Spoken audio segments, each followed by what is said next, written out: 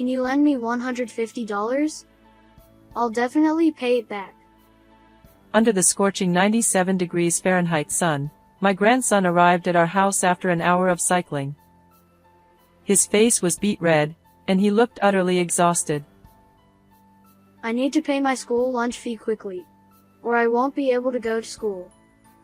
I glanced at my husband, seeking help, and he stood in front of our grandson with a fierce expression.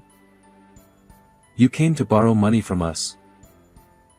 My name is Sarah, and I'm 67 years old. I live with my husband Kenny, and I retired from work 7 years ago. Our only son, Max, had already grown up and left home, and we were living a somewhat mundane retired life with no particular hobbies. However, 7 years ago, during my retirement, there was one daily joy, the birth of my grandson, Martin. He was incredibly adorable, the apple of my eye. Unfortunately, that happiness lasted only a year. You see, Max's ex-wife, Jessie, was having an affair. And to make matters worse, it turns out that Martin's biological father isn't Max but Jessie's affair partner, the CEO of a major company. Despite the usual tendency for mothers to have custody, Jessie's remarriage to this wealthy man put her in a more advantageous position. To add to the unfortunate timing, Max received an overseas work assignment, leaving me with no choice but to relinquish custody of Martin. And so, separated from our grandson, we lived our days feeling purposeless. But one day, something remarkable happened that jolted us awake. It was a hot July day. My husband and I reminisced about our grandson, Martin. You know, Martin will be starting elementary school this year. Can you imagine how cute he'd look in a little suit? Yeah, I know. But it's no use. Martin is already living with his new family. I understand, but we were supposed to be getting ready for summer vacation by now, so that Martin can come stay with us anytime. As I looked out the window, basking in the sun's warmth, I couldn't help but wish that my grandson could share this moment with me. Just then, the doorbell rang. My husband opened the door, and his eyes widened as he stood there, momentarily speechless. Curious, I followed his gaze and found myself equally stunned. Standing before us was Martin, our long-lost grandson. His resemblance to Max, our son, was uncanny. Despite years of separation, I recognized him instantly. Jessie claimed he was the child of her affair partner, but it seems Martin's true father is Max after all. As I gazed at Martin's face, my grandson opened his small mouth. Grandma, can you lend me $150? I promise I'll pay it back. What do you need it for? And by the way, aren't you Martin? Why are you here? I can't go to school unless I pay for lunch. Please help me, Grandma. Taken aback by the sudden request, I learned that my grandson had ridden his bicycle for an hour in scorching 97 degrees Fahrenheit heat to get here. His face was flushed, and he looked utterly exhausted. We brought Martin inside the house and let him rest before hearing his story. In summary, he had enrolled in a private elementary school 3 months ago. He enjoyed going to school every day, surrounded by new friends. However, one day, Jessie, his mother and my ex-daughter-in-law, received a call from the school. It turned out that she hadn't paid for Martin's school lunches since enrolling. Jessie hung up the phone and glared at Martin with fury. I don't have money because your school lunch fees are too high. You don't need to go to school starting tomorrow. Since then, Martin believed that he could attend school if he paid for his lunches. I listened to that story with suspicion. It's hard to believe that Jessie, who remarried the CEO of a major corporation, can't afford school lunch fees. Moreover, legally, Max is Martin's father, so Jesse has been paid child support since our divorce. What's going on? Could it be that Jesse is misusing the money? My heart ached for my grandson, who was deprived of his rightful opportunity to learn and was feeling miserable. But there was another question nagging at me. Martin and I hadn't seen each other since he turned 1 year old. So, there was no way he remembered us. Why do you know me as Grandma? And how did you find this house? Mom told me when she was drunk. She said my current dad isn't my biological father. The real dad abandoned me. I covered my mouth with both hands and closed my eyes. It took effort, but I managed to say, "That's not true. Your dad cares deeply about you." My grandson nodded. Yeah, I know. I found a letter from my real dad in Mom's desk drawer. Can you read letters written by adults? Yes. I can search for difficult words on my smartphone. According to the grandson, the letter included Max's wish to take Martin in and his home address. It seemed that this was in anticipation of Max's overseas assignment ending in a few months. Martin seemed to have been quite hesitant about visiting us. When he thought he might be a bother, tears welled up. Such consideration doesn't quite suit our recently turned 7-year-old Martin. How did he become a child so concerned about others' opinions? It was a dream come true to reunite with our grandson, but I couldn't hold back the sadness when I saw Martin. As I reached for a tissue to wipe away the tears on Martin's cheek, my husband Kenny, who had been quietly listening, approached Martin with an intense expression. Did you come here to borrow money from us? I'm sorry. Maybe I shouldn't have come here after all? Martin's face crumpled and large tears dropped to the floor.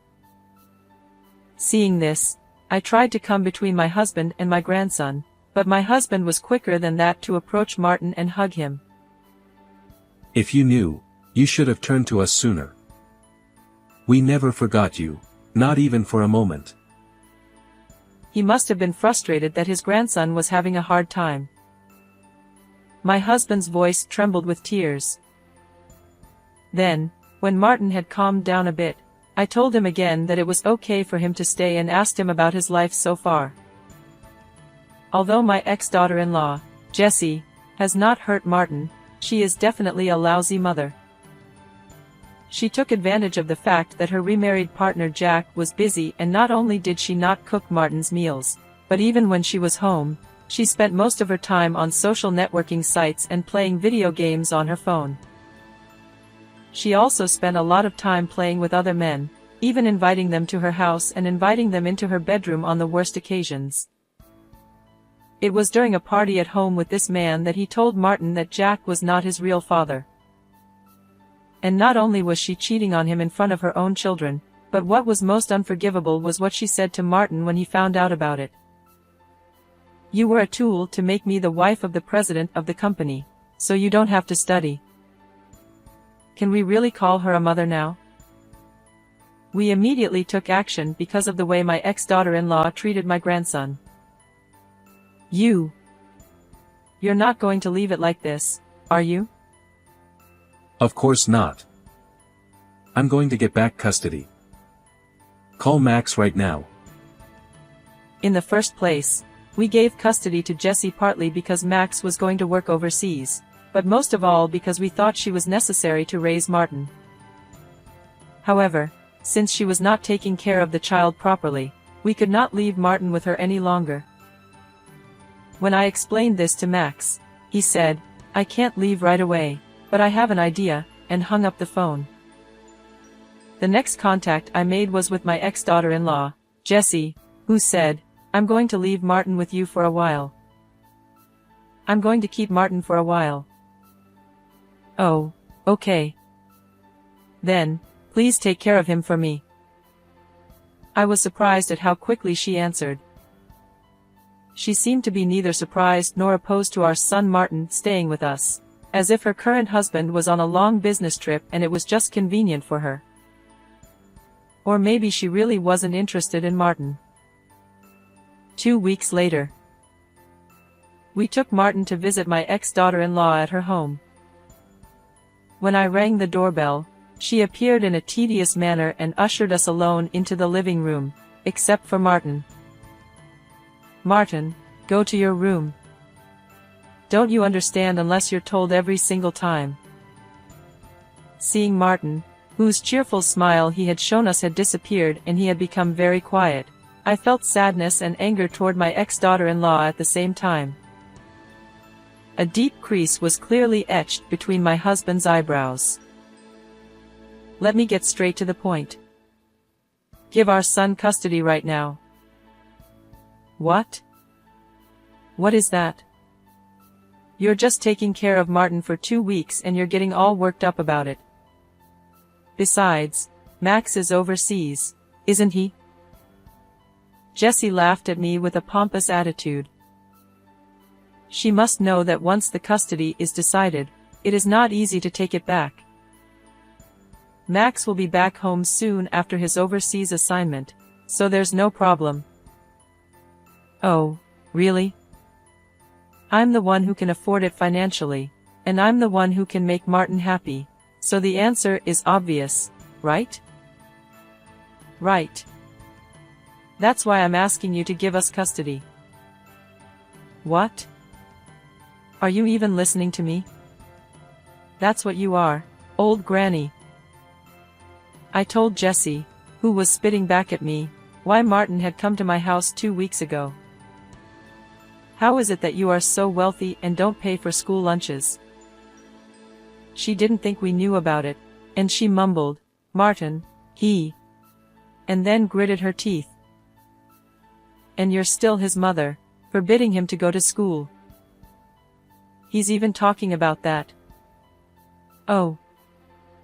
That's so annoying. I told him that Max and we will raise him together. Why are you so obsessed with Martin that you have to treat him so badly?" I could hear my own voice trembling with anger. But Jessie gave a thin smile and said the impossible words. "Of course it's obvious. He's Jack's child. That's why Jack married me. You know what I mean. I needed him to be Mrs. President." This is the story I later heard. Jessie falsely claimed that Martin was Jack's child and forced him to marry her. Jack himself had wanted a successor as president of the company, and he believed it and agreed to marry her. I knew how my ex-daughter-in-law felt about Martin, but I couldn't help but feel sorry for Martin when she put it into words. The only saving grace was that Martin was in his room and was not listening to Jessie. "You really do think of Martin as a tool, don't you?" "So what? Still, I'm his mother, so it doesn't change the fact that I have the advantage. You old people with your pensions and your spare time should stay out of it. What kind of mother are you, that when you lived with Max you were cheating on him, and now you are cheating on someone else, and in front of Martin's eyes?" Jessie is clearly upset because she has hit a sore spot. "You're going to be found out by your current husband before long, and you need to give custody back to Max before Martin becomes unhappy." Just as she was about to finish or not finish those words, Martin came out of the children's room. "Mom, I know you like other men more than me. I want to live with my dad at Grandma's house." I had heard Martin's feelings before, but I had never expected my young grandson to say it himself. Jessie's eyes widened in surprise. "What are you talking about, forgetting that I gave birth to you? What are you going to do if I get a divorce? If you don't tell them, they won't know, so shut up." As I was getting too much out of line, the front door opened and a certain someone walked in. It was Jessie's second marriage. It was Jack, Jessie's current husband. I guess I wasn't Martin's father. Hey, what are you talking about? There is no way. Martin is definitely your child. Max told me everything. And I got an email with a picture of Max as a child, and he looks exactly like Martin. I'll give custody to Max. My son Max, who said he had his own ideas. He didn't think his ex-wife would be easily convinced, so he reached out to Jack first. Don't be silly. That boy is your successor, remember? You told Martin, didn't you? You told Martin that Max is the real father. If you still insist on saying it's my child, you want a DNA test. Jessie was silent for a moment, but then her eyes suddenly lit up. Well, we can give Martin back to Max and we can have another baby. Then let's just get rid of these people and Martin. You really think I'm an idiot, don't you? I told you Max told me everything. And that you were having an affair. You're being deceived. There is no proof of that anywhere. I was getting numb to my ex-daughter-in-law, who was brazenly trying to cover it up to no end. At this point, I confronted her with the photos I had taken of her cheating on her husband. They showed them hugging and kissing each other in a hotel cafe, as well as the moment she brought the cheating partner into her home. Wait, when did you, how? Just like you said. We are bored old folks. It's easy enough to take pictures like this. Jessie's face turned red and she took the picture away from me. I couldn't tell if she was embarrassed or angry, but I could tell she was upset. I'm divorcing you. Get the hell out of here. Hey. How am I going to live if you divorce me? I'm not going to live without money. But Jack's eyes were cold as he looked at Jessie, whose eyes were moist and she was clinging to him. Jessie must have finally realized the situation she was in. The look of despair on her face was clear. I shouldn't have told Martin who his real father was. That's not the point. If you had raised Martin properly as his mother, none of this would have happened. You deserved it. Jessie stared at the ground for a while, then suddenly looked up and this time rubbed up against me. Well, yes. Could you ask Max not to take custody? Please. No matter who gets custody of Martin, Jack's heart has already left you. Don't you understand that? I didn't want to talk any more with Jessie, who saw Martin as just a tool until the very end. You have no right to call yourself Martin's mother. At best, you regret what you have done. I left Jessie, who nodded in disappointment at these words, and left her house with my husband, taking Martin with me. Jessie was then divorced by Jack and thrown out without a penny. She then asked for $3 million in alimony for deceiving Martin that he was Jack's child and for cheating on him. Max also said he would charge $600 per month for child support until Martin was an adult. Once Jessie was dumped by Jack, none of her former lovers came around, and she had to start working at night to pay the alimony. After Max returned to Japan, custody of my grandson was safely returned to him. Every day I am happy to see Martin happily going to school and happily talking about the day's events. We will continue to live together as a family, watching Martin's growth by our side. What did you think of this story? Please subscribe to our channel. See you in the next video.